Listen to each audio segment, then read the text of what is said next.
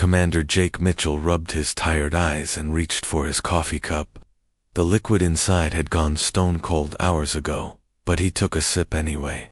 Another boring night shift at Earth's deep space monitoring station, floating quietly in the darkness beyond Pluto.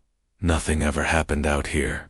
Just the usual background noise from distant stars and the occasional merchant ship checking in. Jake had been doing this job for 8 years now. Every night, he sat in this cramped control room with its blinking lights and humming computers, listening to empty space. His wife always joked that he had the most boring job in the solar system. Tonight, he was starting to agree with her. The other technicians around him looked just as bored. Tommy was playing some game on his tablet. Beth was reading a book. Old Frank was probably asleep at his station again, though he'd never admit it. The night shift was always quiet like this. Nothing important ever came through during these hours. Jake stretched in his chair and glanced at the clock. Still 4 hours until his replacement arrived. He was thinking about calling his wife when the speakers suddenly exploded with static. The sharp crackling sound made everyone in the room jump. Jake nearly spilled his cold coffee as he lunged toward his control panel, fingers dancing across the buttons to clear up the signal. Static filled the air like angry bees, but underneath it, he could hear something else. A human voice, faint and desperate. "This is Captain Lisa Brown of the civilian transport New Dawn," the voice said, cutting through the interference. "We are under attack in the Kepler 442 system." Jake's blood ran cold. The Kepler 442 system was way out on the frontier, where humans had been trying to build new colonies. It was supposed to be safe territory, protected by the Galactic Council's peace treaties. The voice continued, and Jake could hear the fear in every word. 50,000 souls aboard. Families, children, elderly people. We're just civilians trying to reach our new home. The Vorthok are here. They came out of nowhere. Around the monitoring station, all the technicians had stopped what they were doing. Tommy put down his tablet. Beth closed her book. Even Frank was wide awake now, leaning forward in his chair. Everyone knew about the Vorthok. They were the monsters that lived in the dark corners of space, enslaving entire worlds and turning peaceful planets into burning wastelands. Captain Brown's voice grew more desperate. "Our shields are failing. They're using some kind of weapon we've never seen before. The hull is breaking apart. I can see escape pods launching, but the Vorthok ships are hunting them down like animals." Jake was frantically working his controls, trying to boost the signal, trying to get a clearer picture of what was happening. His hands were shaking. 50,000 people. That was more than lived in his entire hometown back on Earth. "We need help," Captain Brown continued, her voice now barely a whisper through the static. "Anyone who can hear this message, please. We have children on board. Babies who will never see their first birthday if someone doesn't come for us.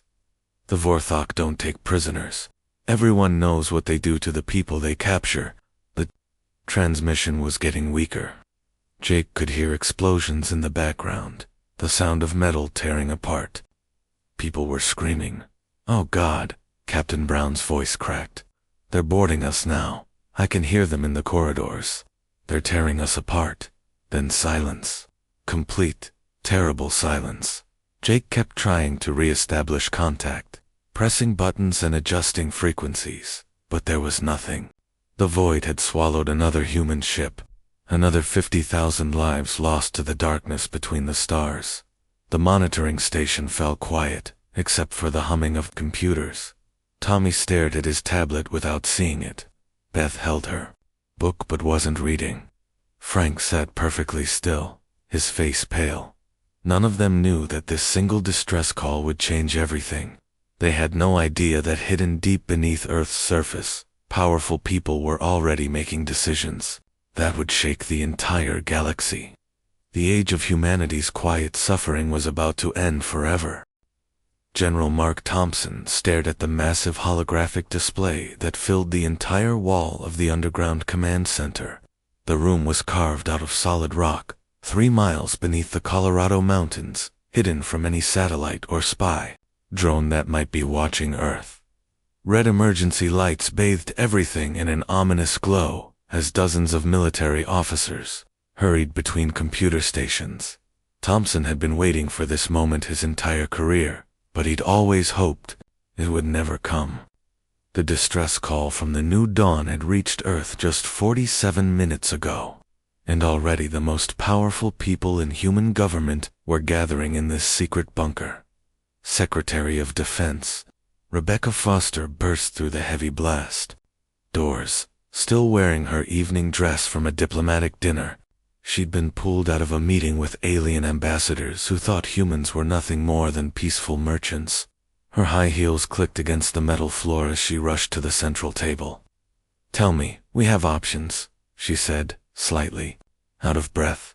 Admiral David Carter was already there, his uniform wrinkled, like he'd thrown it on in a hurry. The old sailor had spent 40 years in space, watching human ships get picked off by pirates and raiders, while the Galactic Council did nothing. His weathered face showed decades of frustration. "We always knew this day would come," Carter said quietly. "The question is whether we're ready to show our true face to the galaxy." Around the table, other high-ranking officials took their seats. General Patricia Hayes from the Space Marines, Director James Walsh from Intelligence, and half a dozen others who'd spent their careers keeping humanity's greatest secret. They all looked tired, worried, but also strangely relieved. The pretending was finally about to end. Foster leaned forward, her voice dropping to almost a whisper. "How long has it been since we last activated Protocol 7? Thompson's jaw tightened. Protocol 7 was the code name for humanity's hidden military program. For 50 years, Earth had been building weapons and ships in secret, preparing for the day when someone would push too far. "Never," Thompson replied, his voice heavy with the weight of history. "This is the first time we've ever had cause to reveal what we really are." The room fell silent, except for the humming of computers and the distant sound of ventilation systems. Everyone understood what this meant. For half a century, humanity had played the role of the weak newcomers to galactic civilization. They'd smiled and traded, and acted grateful for whatever scraps the other species threw their way. Admiral Carter nodded slowly, his old eyes reflecting years of hidden anger. "The galaxy thinks we're harmless traders and explorers," he said. "Peaceful humans who just want to build a few colonies and sell them our artwork and music. They have no idea what Earth's been building for the last 50 years. In hidden shipyards scattered throughout the solar system, massive construction projects had been disguised as civilian facilities. Weapons research that would make alien scientists weep with terror was hidden behind fake agricultural stations. The most advanced military technology in the galaxy was built by a species that everyone thought was barely capable of faster-than-light travel." Thompson's hand moved to the authorization panel built into the table. His finger hovered over a simple red button that would change everything. Once he pressed it, there would be no more pretending, no more hiding. Every species in the galaxy would learn that humanity wasn't the harmless newcomers they appeared to be. "Once we do this, there's no going back," Thompson said, looking around the table at faces he'd known for decades. "Every species in the galaxy will know that humanity isn't what we pretended to be. Our children and grandchildren will live in a different universe than the one we grew up in." Foster nodded grimly. 50,000 people are dying out there. Families with children who trusted us to protect them. Thompson closed his eyes for a moment, thinking of his own grandchildren safe in their beds, unaware that their grandfather was about to reshape galactic civilization. Then he opened his eyes and pressed the button. Across Earth's hidden shipyards, vessels that had masqueraded as simple cargo haulers began their transformation into instruments of war. Captain Nicole Adams pressed her face against the bridge viewport, watching something that still felt like a miracle, even though she'd trained for this moment for 15 years. Her ship, the Ed's Thunder, was transforming right before her eyes. Massive sections of fake hull plating were sliding away like puzzle pieces, revealing the deadly war machine that had been hidden underneath all along. The Thunder had spent the last decade pretending to be a simple cargo hauler, moving supplies between Earth's outer colonies.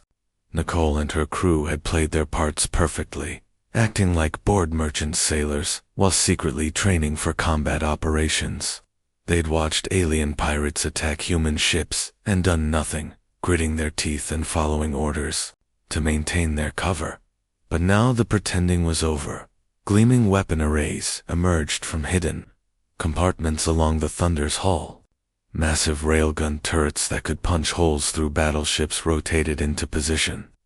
Shield generators the size of city blocks hummed to life, creating an invisible barrier around the vessel. The ship's true length became apparent as camouflaged sections extended outward, doubling its size. "My God," whispered Lieutenant Commander Troy Mitchell from the weapons station. "I've been serving on this ship for 8 years, and I had no idea she was this big." Nicole smiled grimly. The Thunder wasn't just big, she was beautiful in the way that only a perfectly designed killing machine could be. Every line of her hull was built for speed and destruction. Her engines could push her faster than anything else in known space, and her weapons could reduce planets to rubble. Through the viewport, Nicole could see the rest of the fleet undergoing the same transformation. 150 vessels that had masqueraded as civilian ships were revealing their true nature. Fake mining vessels became missile cruisers. Disguised research ships sprouted particle beam cannons. Transport barges transformed into assault carriers loaded with enough firepower to conquer solar systems. "All ships report ready, Admiral," came the voice of Lieutenant Colonel Ryan Brooks over the communication system. His voice was steady, but Nicole could hear the excitement underneath. Brooks had been coordinating this fleet for 20 years, waiting for the day when they could finally drop their masks. The largest transformation of all was happening to their flagship, what everyone in the galaxy believed was a simple space station orbiting Neptune was actually the EDS Retribution, Admiral Jessica White's command vessel. The station was unfolding like a massive metal flower, revealing a ship the size of Manhattan, with enough weapons to level continents.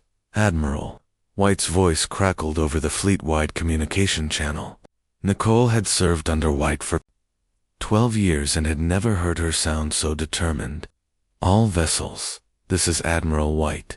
Today we stop pretending to be something we're not. For 50 years, humanity has watched our people die while we played the role of harmless merchants. No more." Nicole's crew was bustling around the bridge, running final checks on systems that had never been used in combat. Chief Engineer Danny Walsh was monitoring the quantum drive engines, technology so advanced that most alien species couldn't even understand how they worked. Navigation Officer Linda Chen was plotting their jump coordinates to the Kepler 442 system, where 50,000 humans were fighting for their lives. "The Vorthok think they're dealing with defenseless civilians," Admiral White continued. "They're about to learn what happens when you threaten human families. Commence quantum jump to Kepler 442. Nicole felt her stomach drop as the Thunder's quantum drive activated. Space itself seemed to bend and twist around them. Through the viewport, she watched the familiar stars of Earth's solar system stretch into lines of light, before vanishing entirely. The sensation lasted only seconds, but when it ended, they were 1,300 light-years away. The red dwarf star of Kepler 442 glowed ahead of them, and Nicole could already see the burning wreckage of human ships scattered across the darkness. "Time to show the galaxy what happens when you threaten human civilians," Admiral White said, quietly. The fleet materialized in perfect attack formation, their weapons already charging. Nicole watched her targeting computer identify dozens of Vorthok vessels. The alien raiders who had been slaughtering innocent colonists. For the first time in her career, she was about to find out what her ship could really do. The Vorthok fleet spread across the Kepler 442 system like a disease, their 400 warships blocking out the stars. Supreme Commander Threx stood on the bridge of his flagship, a massive vessel called the Blood Harvester, watching his forces systematically destroy the human colony on the planet below. Threx was a veteran of dozens of conquests. His species had been raiding and enslaving weaker civilizations for over 3 centuries, and humans were supposed to be among the weakest. These soft creatures with their pathetic little ships and their constant talking about peace and cooperation, they disgusted him. "Another city burns, Commander," reported his weapons officer, with obvious pleasure. Orange flames bloomed across the planet's surface as Vorthok bombardment turned human settlements into craters. "The survivors are fleeing into the wilderness, just as you predicted." Threx's 4 eyes gleamed with satisfaction. This was how it always went. First, they would destroy the major population centers to break the spirit of resistance. Then, they would hunt down the survivors and sort them into categories. The strong ones would become slaves in the mining operations. The weak ones would feed the Vorthok soldiers. The young ones would be trained as servants. "What news from the transport ship?" Threx asked. "The New Dawn is completely destroyed, Commander. 50,000 humans eliminated. Their escape pods were easy targets." Threx nodded approvingly. The human colony ship had been a stroke of luck, arriving right in the middle of his attack. Now there would be no witnesses to report what had happened here, no survivors to warn other human settlements. The galaxy would simply assume that another colonial expedition had been lost to the dangers of deep space. Commander called out the sensor operator suddenly. "I'm detecting some kind of spatial distortion. Something large is coming out of quantum space." Threx barely had time to turn toward the main display before space itself seemed to tear open, like fabric. A massive rift appeared in the darkness, and through it came something that made his blood freeze in his veins. Ships. More ships than he had ever seen in one place, materializing in perfect military formation. But these weren't the small, weak vessels that humans usually flew. These were warships, real warships, bristling with weapons and radiating power that made his most advanced. Technology looked primitive. The largest ship was bigger than anything in Threx's fleet, a floating city of metal and death that dwarfed even his flagship. Sleek destroyers flanked it on all sides, their hulls gleaming with energy shields that shimmered like liquid light. Fighter craft swarmed around the larger vessels like angry insects, moving with precision that spoke of years of training. "Where did they come from?" Threx whispered, his 4 eyes wide with shock. Before anyone could answer, a voice cut across all communication frequencies with crystal clarity. The voice was calm, controlled, but underneath it lay something that made Threx's skin crawl. Pure, focused rage. "Vorthok vessels. This is Admiral Jessica White of the Earth Defense Fleet. You have 30 seconds to surrender and release our people." Threx's shock quickly turned to anger. How dare these primitive mammals threaten him? He commanded 400 ships, veteran crews who had conquered half the galaxy. These humans might have managed to build a few decent vessels, but they were, still, just soft, weak creatures who didn't understand real war. "Target their flagship," he snarled. "Show them what happens when inferior species challenge the Vorthok." His weapons officer activated the Blood Harvester's main guns, massive plasma cannons that could melt through the armor of any known warship. The green energy beams lanced out toward the human flagship, strikes that should have reduced it to glowing vapor. Instead, the beams simply disappeared against the human ship's shields, absorbed like raindrops hitting an ocean. Threx's laughter died in his throat as he watched his most powerful weapons do absolutely nothing. Then the human ships opened fire, and he learned what real firepower looked like. Lieutenant Kelly Davis sat at the weapons console of the Ed's Thunder, watching her targeting computer identify enemy vessels with mechanical precision. She'd been training for this moment for 8 years, running simulations and practicing with weapons that officially didn't exist. Firing antimatter torpedoes, she reported calmly to Captain Adams.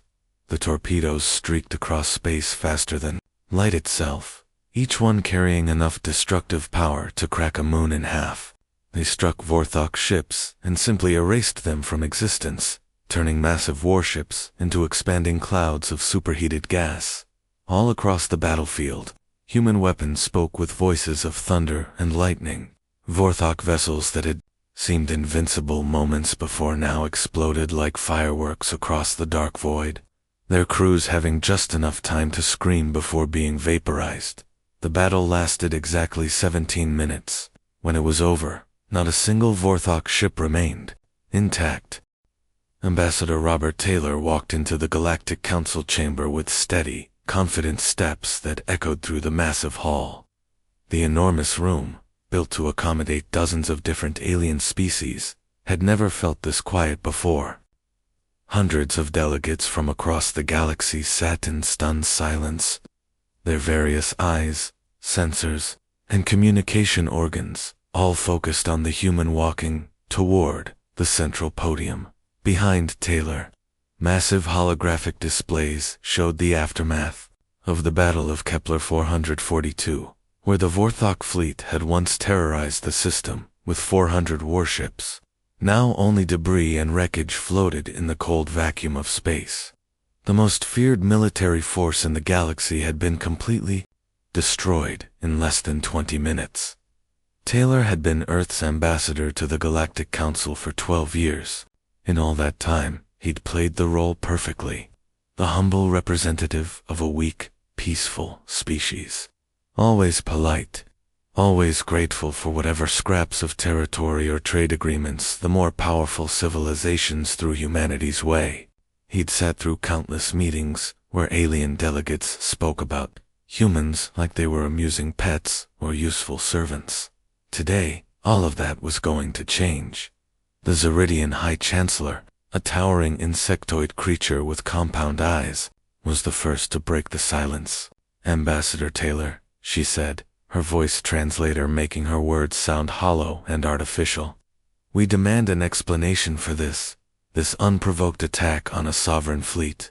Taylor almost smiled. Unprovoked. The Vorthok had been slaughtering human civilians, and the Council called humanity's response unprovoked.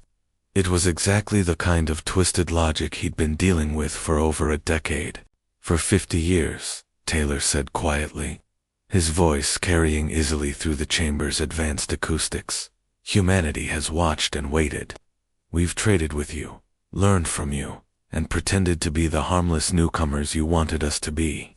He gestured toward the displays showing the destroyed Vorthok fleet. "We've watched our merchant ships get raided by pirates, while you did nothing. We've seen our colonies attacked by slavers, while your peacekeeping forces were mysteriously busy. Elsewhere, we've listened to your lectures about how violence never solves anything while you ignored every cry for help from human space." The alien delegates were shifting uncomfortably in their seats. Some species breathed through gills that were fluttering rapidly. Others had tentacles that writhed with nervous energy. The crystalline beings from Arcturus were actually changing colors, cycling through deep purples and blues that their experts knew meant extreme anxiety. Taylor continued, his voice growing stronger. "But we've also been preparing. While you saw us as weak traders and naive explorers, we were building something you never expected." The chamber doors opened with a soft hiss, and Colonel Jennifer Lee entered carrying a secured datapad.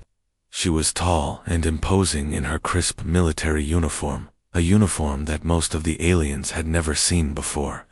The Council had always believed that humans didn't really have a military, just some basic security forces for their colonies. Lee handed the datapad to Taylor and took her position beside the podium. Her presence alone was making many of the delegates nervous. There was something about the way she stood, the way she watched the room, that spoke of serious military training. This datapad contains Earth's true military specifications, Taylor announced, holding up the device. Our real ship designs, our actual weapon capabilities, our defensive systems that make your most advanced technology look like stone tools.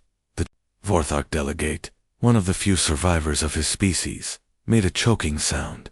Impossible. We had complete intelligence on human capabilities. Your ships were cargo haulers. Your weapons were mining tools. Taylor nodded. That's what we wanted. You two think? Every human vessel you've ever encountered was playing a role. Every trade negotiation, every diplomatic meeting, every time we backed down from a confrontation. It was all part of a 50-year plan to make you underestimate us.